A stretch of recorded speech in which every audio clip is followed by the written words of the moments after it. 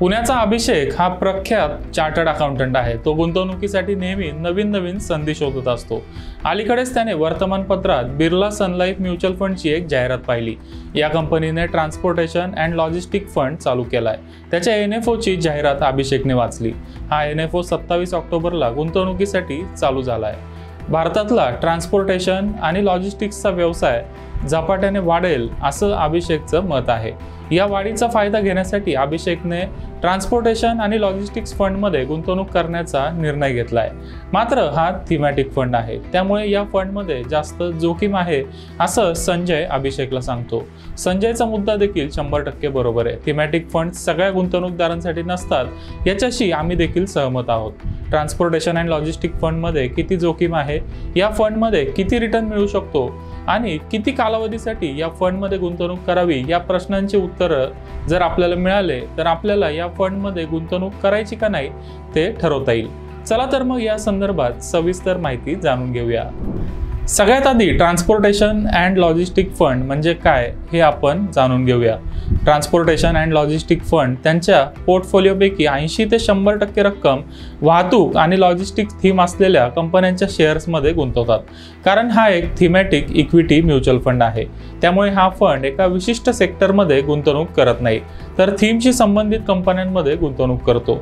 या थीममध्ये अनेक सेक्टर्सचा समावेश होऊ शकतो, उदाहरणार्थ FMCG, logistics, automobile, telecom, consumer durables, defence आणि ESG।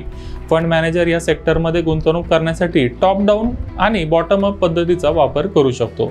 टॉप अप पद्धतीमध्ये फंड मॅनेजर आधी अर्थव्यवस्था आणि सेक्टरच्या आउटलुकचा विचार करतो आणि मग शेअर्स खरेदी करतो, तर बॉटम अप अप्रोचमध्ये फंड मॅनेजर केवळ कंपनीच्या फंडामेंटल्स आणि व्हॅल्युएशनचा विचार करून गुंतवणूक करतो। विशेष म्हणजे या फंडमध्ये फंड मॅनेजर कोणत्याही मार्केट कॅपच्या कंपन्यांमध्ये गुंतवणूक करू शकतो। फंड मॅनेजरला फ्लेक्झिबिलिटी मिळाल्यामुळे तो चांगला रिटर्न मिळवून देऊ शकतो। ट्रान्सपोर्टेशन आणि लॉजिस्टिक थीमॅटिक फंड इक्विटी कॅटेगरीमध्ये येतो, त्यामुळे त्यावर इक्विटी फंड प्रमाणेच टॅक्स भरावा लागतो। जर गुंतवणूकदाराने 1 वर्षाच्या आत प्रॉफिट बुक केला तर त्याला प्रॉफिटवर 15% short term capital gain tax भरावा लागेल।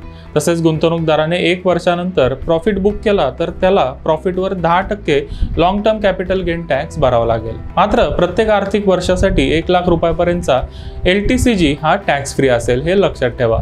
पण सध्या या प्रकारचे जास्त फंड बाजारात लॉन्च करण्यात आले नाहीयेत। आदित्य बिर्ला सन लाईफ, ट्रान्सपोर्टेशन आणि लॉजिस्टिक फंड या व्यतिरिक्त या थीमचे सध्या केवळ 4 फंड बाजारात आहेत। UTI transportation and logistic fund हा या थीममध्ये सर्वात जुना फंड आहे। या फंडने मागच्या 1 वर्षात सरासरी 20% रिटर्न दिलाय। या फंडसाठी Nifty transportation and logistic TRI हा बेंचमार्क आहे।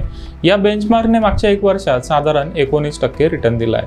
भारत हा विकसनशील देश असल्यामुळे भारतात ट्रान्सपोर्टेशन आणि लॉजिस्टिक्सचा अजून बराच विकास व्हायचा आहे। त्यामुळे या सेक्टरमध्ये काम करणाऱ्या कंपन्यांसाठी पोटेन्शियल चांगलं आहे। लॉजिस्टिक्सवर भारताचा दरडोई खर्च अजूनही $280 प्रतिवर्ष आहे, जो जगातल्या इतर देशांच्या तुलनेत बराच कमी आहे। यामुळे आपल्यासाठी वेल्थ क्रिएशनची ही चांगली संधी आहे। मात्र लॉजिस्टिक्स आणि ट्रान्सपोर्टेशन हे दोन्हीही हाय रिस्क सेक्टर आहेत, त्यामुळे या शेअर्समध्ये मोठ्या प्रमाणावर चढ उतार होऊ शकतात।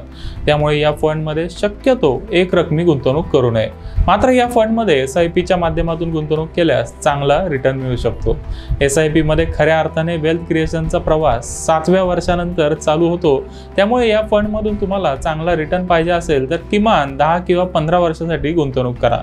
आपण गुंतवणूक चालू केल्यावर पहिल्या 5 ते 7 वर्षात मार्केट खाली आलं आणि पोर्टफोलिओमध्ये लॉस दिसला तरी घाबरून जाऊ नका। मार्केट खाली आलं तर तुम्हाला जास्त युनिट्स मिळतील आणि नंतर मार्केट वर गेल्यावर चांगला फायदा होईल।